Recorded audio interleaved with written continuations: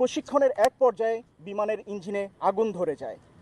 বৈমানিকগণ দক্ষতার সাথে বিমানটিকে দ্রুততার সাথে নিয়ন্ত্রণে আনেন এবং নিরাপদ অবতরণ করার প্রচেষ্টা করেন।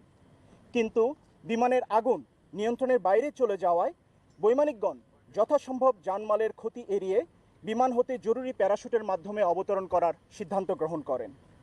এরই ফলশ্রুতিতে বৈমানিকগণ অত্যন্ত সাহসিকতা এবং দক্ষতার সাথে দুর্ঘটনা কবলিত বিমানটি হতে কর্ণফুলী নদীর উপর জরুরি প্যারাশুটের মাধ্যমে অবতরণ করেন। বিমানটি লোকালয় এবং জনবসতির কোনো ক্ষতি না করে কর্ণফুলী নদী